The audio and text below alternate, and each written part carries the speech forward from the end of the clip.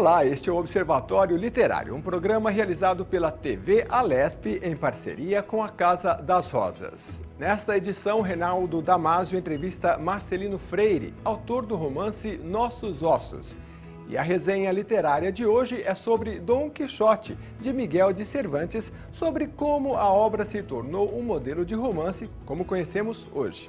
Agora você fica com o Clássicos da Literatura. Ricardo Aleixo é um poeta de Minas, de Belo Horizonte, nascido em 1960, que é poeta, artista multimídia, performer e um dos poetas mais importantes surgidos no Brasil nas últimas 2 décadas. A poesia de Ricardo é uma das poesias de mais amplo diapasão na poesia brasileira atualmente. Isto a gente pode ver no seu livro mais recente, chamado Modelos Vivos, lançado em 2010. Ricardo perambula com ginga e fibra entre diferentes linguagens, explorando diferentes possibilidades com a visualidade, com as sonoridades e com performances corporais. A experiência poética de Ricardo incorporou o aprendizado da poesia concreta, de experiências poéticas pós-concretas. Ele aprendeu a lidar com os aspectos gráfico-visuais da palavra, estudou técnica vocal, estudou expressão corporal, tudo isso para desenvolver outras possibilidades de expressão poética.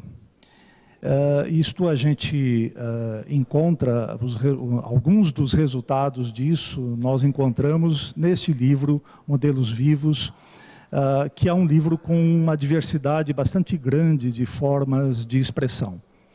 No livro nós encontramos poemas visuais, poemas em versos, poemas caligrafados, o poemanto, que é um poema que ele costuma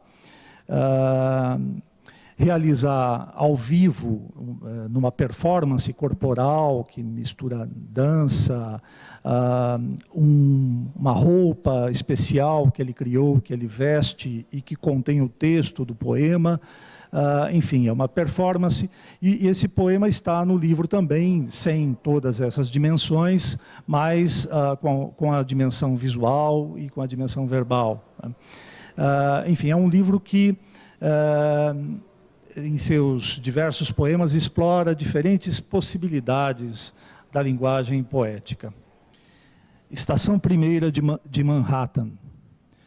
Curto-circuito, agonia, ganindo na boca do dia, Jimi Hendrix diz, triste: eu queria ser hélio, o gás mais leve que existe. Num segundo tudo voa, a névoa púrpura, o nada que soa. Corpo elétrico, alegria, a solta, lambendo a cria, Hélio Oiticica diz, no pé, de Mangueira a Manhattan, eis o meu parangolé. Num segundo o mundo gira, verde-rosa é a razão que delira. Gaia ciência é isso, um pensamento que dança, feliz, no meio do povo, seu samba meta-esquema novo. Esse poema do Ricardo Aleixo faz referências ao Hélio Oiticica e ao parangolé do Hélio Oiticica. O Hélio Oiticica, um artista plástico, que é uma das referências para o Ricardo Aleixo, e o parangolé é uma referência para o seu poema manto, que ele chamou de poemanto, do qual eu falei agora há pouco. Vem do Hélio Oiticica, também dele, essa lição de uma relação mais corporal com a linguagem, que é uma questão que está muito presente na poesia do Ricardo Aleixo. Só por aí se pode tentar ler adequadamente o poemanto, em seu deslizar, no limiar da ilegibilidade, entre outras imagens, corpos que se interrelacionam na cena. Mais uma vez a gente vê aqui como esta questão da relação entre a linguagem, as linguagens, entre si e as linguagens e o corpo, é uma questão crucial para a poesia e para as experiências poéticas do Ricardo Aleixo. Angústia sem influências. Tenho em comum com Camões, Bob Crilley e Juan Brossa, poeta buscão, 2 olhos, um que vê e um que não. Neste poema, além do conteúdo semântico expresso no texto, a configuração visual do poema e principalmente o uso dos sinais de parênteses no texto ajudam a materializar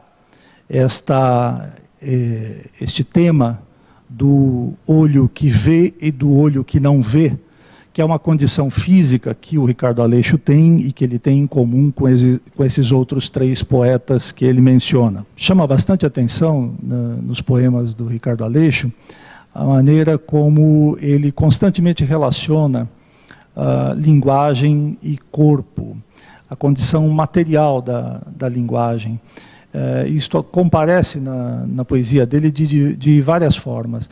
Comparece, por exemplo, nos poemas visuais, em que, pelo próprio fato dele explorar os aspectos gráfico-visuais das palavras, ele evidencia o corpo da linguagem, né? Essa relação linguagem e corpo também comparece nas performances, nas performances poéticas do Ricardo. Nas performances, é como se ele buscasse incorporar a linguagem através dos efeitos sonoros, fazendo a linguagem vibrar no próprio corpo, né? Ao ponto de também incorporar aspectos da gesticulação, né? No caso do poemanto, o próprio uso de uma roupa especialmente criada para aquele poema. Metaforicamente, a gente encontra em diversos poemas do livro Modelos Vivos, momentos em que, em versos, ele faz também associações que aproximam linguagem e corpo. Por exemplo, no nome de um dos poemas, Olhares como Palavras Sem Pele. Nesse mesmo poema, uma outra metáfora, Palavras Habitáveis.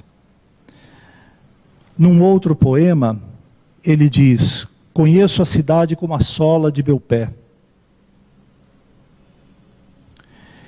No poema Modelos Vivos, ele diz, os modelos vivos nada representam, nenhum papel, presentam-se, são o médium e a mensagem.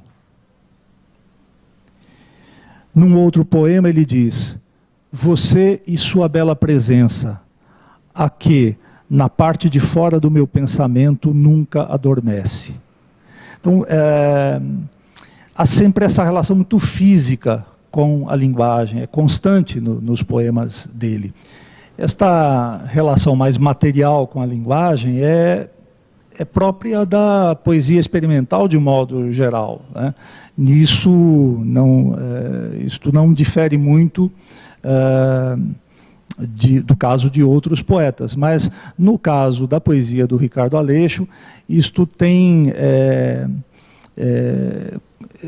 relação também com esse aspecto do interesse dele pela cultura popular e pela cultura negra, que o conduziu, acredito que foi uma das coisas que o conduziu a buscar esse caminho da performance vocal e corporal, nas quais ele explora alguns elementos dessas raízes que ele vai retomar. Esse tema da cultura negra e da condição do negro na sociedade brasileira está presente em vários poemas importantes do Ricardo, e já em livros anteriores. Um dos poemas que são mais conhecidos do Ricardo, que tratam desse tema, é um poema chamado Brancos. Eles que são brancos e os que não são. Eles que são machos e os que não são. Eles que são adultos e os que não são. Eles que são cristãos e os que não são. Eles que são ricos e os que não são. Eles que são sãos e os que não são. Todos os que são, mas não acham que são como os outros, que se entendam, que se expliquem, que se cuidem. A poesia de Ricardo Aleixo está aberta aos trânsitos, perambulações e aos riscos do mundo contemporâneo. É uma poesia que incorpora estas características do mundo contemporâneo na sua própria linguagem. É uma poesia que busca falar do seu tempo com a linguagem do seu tempo. Esse tempo que o Ademir Assunção recentemente chamou de Idade Mídia.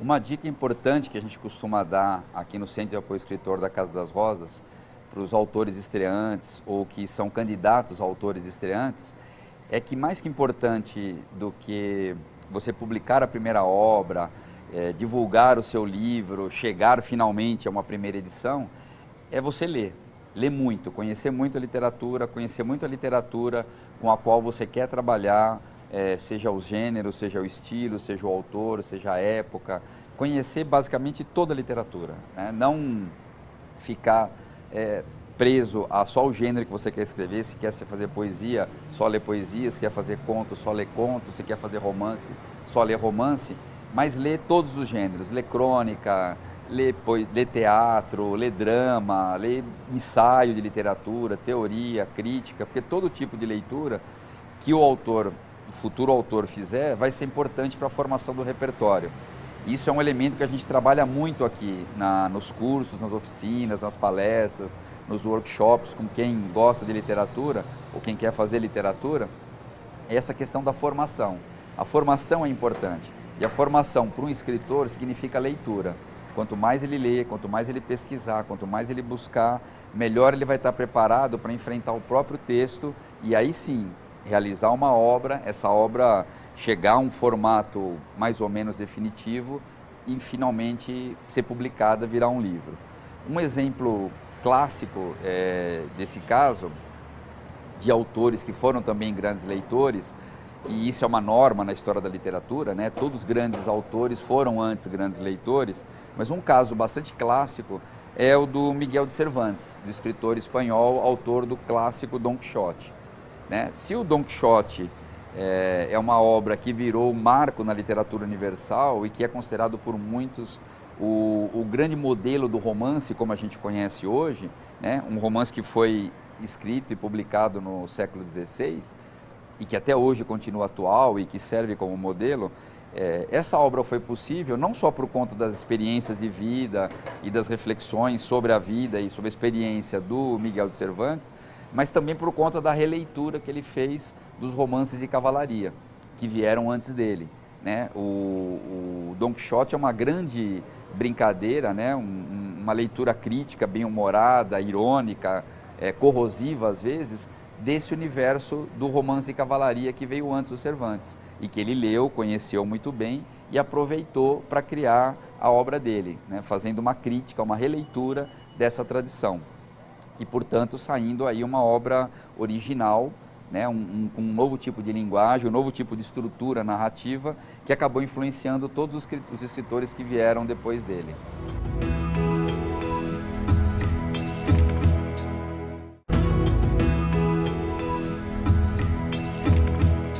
Reinaldo Damasio entrevista Luiz Braz, que está ministrando uma oficina para jovens de 14 a 18 anos no curso livre de preparação do escritor da Casa das Rosas. O objetivo é estimular a leitura e o prazer de escrever. Acompanhe.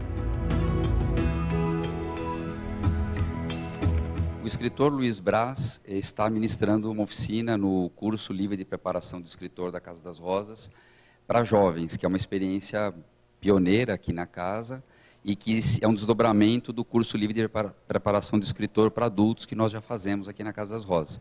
Tudo bem, Luiz?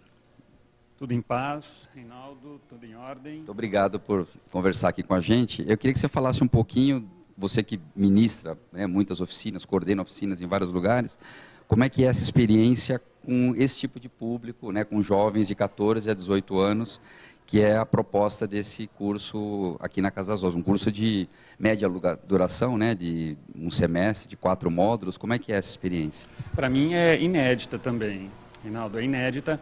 Eu coordeno oficinas desde 2000, então já vai para 14 anos, e é a primeira vez que eu me envolvo com um grupo tão jovem, né? Eu brinco, de autores em início de carreira mesmo. E está sendo uma experiência bastante agradável. O velho clichê de que a gente aprende com os alunos, de fato, está acontecendo na minha vida, né? Eu estou sendo obrigado a me virar nos 30 aí para tentar não só cativar a atenção, mas comunicar alguma coisa que vale a pena, né? Que seja expressivo, ligado à literatura. Está sendo muito bom. Eu me inscrevi assim de última hora, tinha até já passado o prazo, mas deram uma colher de chá, eu consegui entrar, mas é sensacional, ainda mais que na Paulista, ter uma desculpa para vir aqui toda semana, ainda para escrever, então está sendo muito legal. A gente percebeu quando recebeu as inscrições, né, dos alunos que estão formando aqui a turma, que os textos já tinham até uma maturidade, assim, o trabalho, isso inclusive foi um critério para a seleção, maturidade assim no trato com a linguagem, né? E você está percebendo isso também no trabalho? Quer dizer, o que você está trazendo para eles na tua proposta? Eu notei que a seleção foi muito bem feita logo no primeiro encontro. No primeiro encontro, eu passei um exercício rápido, né? Eu trabalho muito com audiovisual, com curtas-metragens de animação, e passei um exercício para ser feito aqui mesmo, na sala, e depois a gente foi comentando alguns exercícios mais bem acabados, e deu para perceber que é um pessoal que tem estofo, é um pessoal que é leitor, e que também já exercita há algum tempo a escrita não só de ficção, mas de poesia também. Então, ao perceber isso, eu dei certa liberdade, ou seja, apesar de ser um módulo voltado para o conto, eu não, e eles podem comprovar isso, eu não proibi ninguém de apresentar poemas. E, curiosamente, a grande maioria dos textos, pelo menos até agora, foram poemas e muito bons, muito bons. Fiquei surpreso. Que legal, porque a ideia, acho que, do curso é justamente mostrar esse diálogo entre as linguagens, né, entre os gêneros. Claro que o seu é de conto, o próximo é de narrativa curta, o próximo vai ser de poesia, né, mas as linguagens já estão se misturando aí, né. Mas aí, eu falei no começo que você coordena, né, várias oficinas em outros lugares, com relação à experiência de oficina literária, para quem quer ser escritor. Você acha que realmente é importante? Quer dizer, é formativa, ela ajuda a formar, a criar, ajudar o escritor a se formar e a se desenvolver? Bom, eu acredito totalmente nesse formato, nessa dinâmica de oficina de criação literária, e porque ela faz parte da minha história. Eu já comentei com você, já comentei com vários amigos que coordenam, Marcelino Freire, entre outros. Eu comecei a minha carreira literária numa oficina de criação, na oficina do João Silvério Trevisan, na saudosa Oficinas Culturais Três Rios, né? Isso lá em 1989.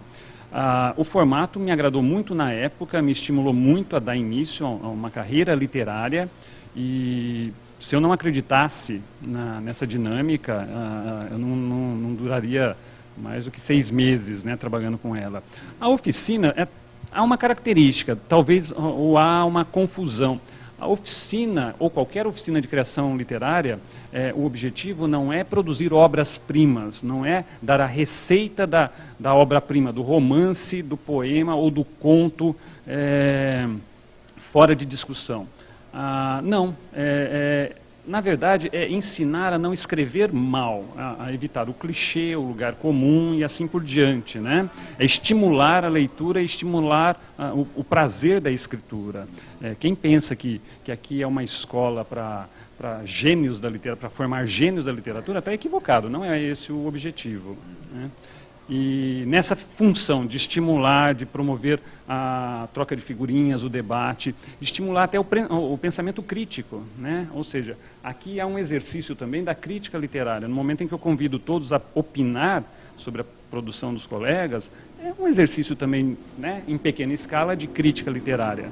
Essa é a função da oficina. Eu acho que também funciona como uma experiência de você poder expor o seu texto, né, colocar o seu texto em discussão dentro desse caráter crítico aí, e já ter até um retorno, né, de o que você está escrevendo, se toca nas pessoas, como toca nas pessoas, né? Esse modelo é virtuoso, você tocou no ponto.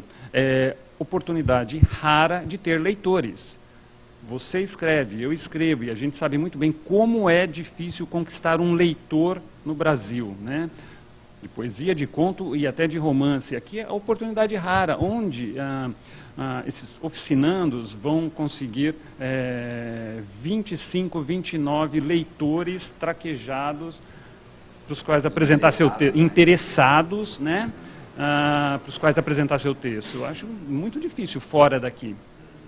É a primeira oficina literária que eu entro e eu acho que está me desafiando em muitos sentidos que estão além da minha zona de conforto. Isso é muito importante, apesar de dar um pouco de desânimo para sair da zona de conforto, a gente tem que enfrentar, né? Uma das principais coisas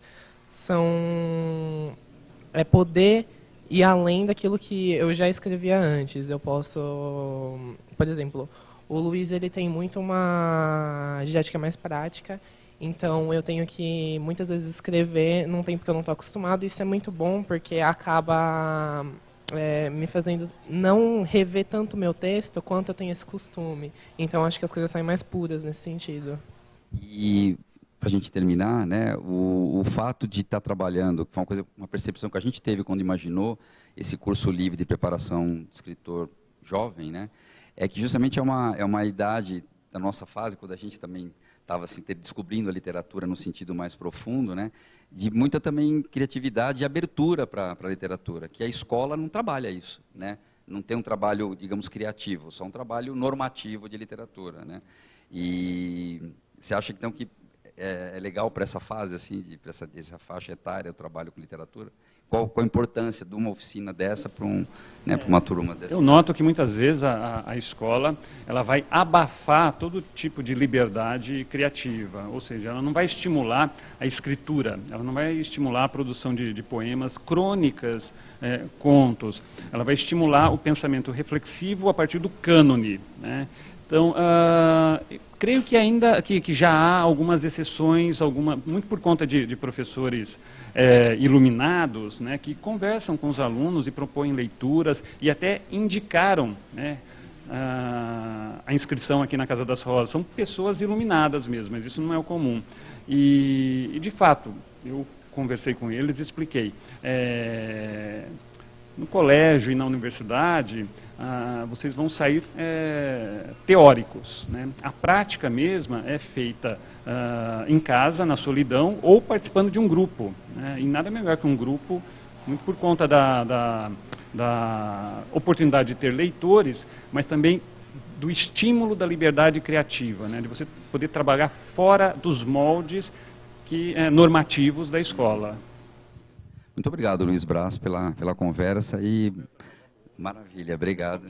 Por muito mais tempo. E parabéns pelo curso aí, maravilha, obrigado.